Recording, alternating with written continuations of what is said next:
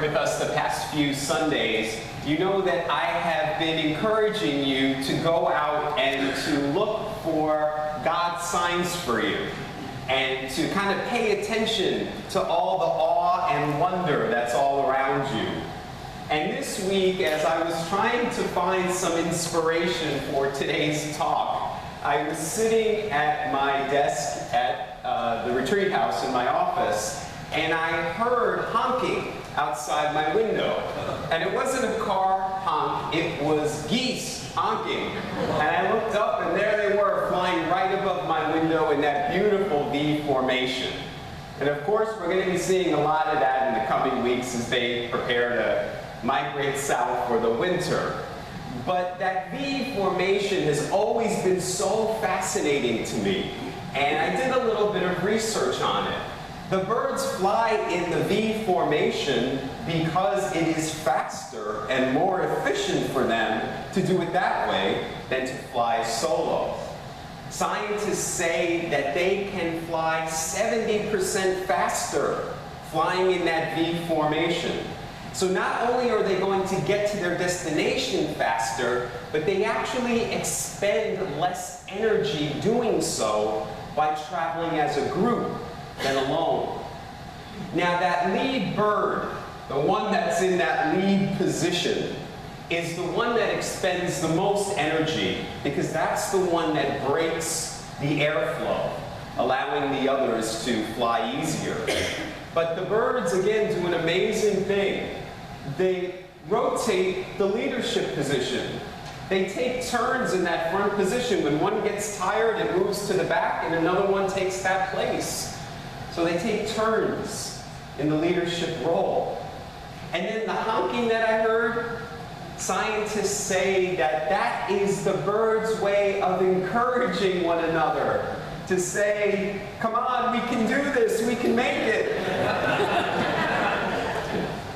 And then I found the most beautiful and extraordinary thing. When one of the geese gets ill or injured or wounded, and it must leave the formation, two other geese in the formation accompany it to the ground, and then stay with it until it can fly again or until it dies. Isn't that extraordinary? Nature has so much to teach us. We are a flock. We are not meant to go through the journey of life alone. We are called to lift one another up, to encourage one another, to help one another fly even higher, to take turns as leaders, and especially to accompany one another and be present with one another during times when those of us are injured or ill or wounded by life's circumstances. That's what it means to be the church for one another. And that's what Stephen Ministry is about. Stephen Ministry was founded 40 years ago by a pastor in St. Louis. His church was growing at a great rate, which was a wonderful thing. But he was finding himself overwhelmed and burned out by the responsibility of visiting all the people in the congregation who were hurting and in pain. And so he thought, I have an idea. I can train lay people in my congregation to be ministers. And what he meant by that is not that they would become the pastor or take the role of a pastor, but that they would learn to serve one another. That's what the word minister means. It comes from a Latin word which means to serve. And so Stephen ministers are trained to go visit with people in their time of need. They call it Stephen Ministry because he named it after Stephen in the New Testament in the Acts of the Apostle, who was the very first layperson who was commissioned to go out and create a caring ministry for people in need. Now, Stephen ministers are like those two geese who fly down to be with the wounded one and stay with it during that time of need. And Stephen ministers are just present and they listen. It sounds very simple, and in a way it is, but it is not easy. And it's why Stephen ministers are required to go through 50 hours of training. I mean, you might say, if I'm just supposed to sit there and listen to somebody, why do I need to go through all that training? Well, it's like we heard in our words of integration this morning. We are all really bad listeners. It just doesn't come naturally to us. We're not really fully present. Researchers say that we only retain 20% of what we hear, which means when you leave church today, you're only going to remember 20% of this talk. That's okay. I know it's the 20% that you need, whatever it is that you need to hear. But what we're doing when someone's talking to us, the reason we're not fully present is because we're formulating in our head our response, what we're going to say back. And so many of us who are caring people, we're fixers. We want to find a solution. So when someone's telling us their problem, we want to share, well, yeah, something similar happened to me, and this is what I did. Or maybe you can go do this. We want to give them advice. That is not the role of a Stephen minister. Stephen ministers are not to give advice or even to talk very much. They're there simply to be present and to listen. Dietrich Bonhoeffer, in our words of integration this morning, said that Christians often feel like we have to contribute something, and we forget that listening is a greater service to people than speaking. Now, Oprah Winfrey had a talk show for over 20 years. She interviewed lots of people. And on her very, very last show, she faced the camera alone on stage. And this is what she said on her very last show. I've talked to nearly 30,000 people on this show, and all 30,000 had one thing in common.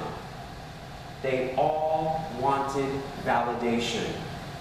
If I can reach through this television right now and sit on your sofa and sit on a stool in your kitchen right now, I will tell you this, that every single person you will ever meet in your life shares that common desire. They want to know, do you see me? Do you hear me? Does what I say mean anything to you? That's what Stephen ministers do, is they allow that person in that time of need to be seen and to be heard and to be validated. Jesus instructed us in the gospel today to love one another. He didn't say go give advice to other people. He said love them. And we hear that the very, very first duty of love is listening. Now, if you've ever been told by anybody that you're a good listener, or you know that that is one of the gifts you've been given from God, I ask you in the coming weeks to pray about maybe God calling you to Stephen ministry. And if so, Paul and Tim in the coming weeks are going to be talking about the training and when that's going to start and what that's going to involve. Now, maybe you're not called to be a Stephen minister. Not everybody is. You may be a person who's really good at doing things. So you may want to bring somebody meals in their time of need, or drive them to doctor's appointments, or go grocery shopping for them, or doing yard work for them. That's great. And we have a program in our church called Congregational Care that's facilitated by Kathy Austin. And you can be involved in that. So you may not be called to Stephen ministry. It's a very special calling. It's not for everyone.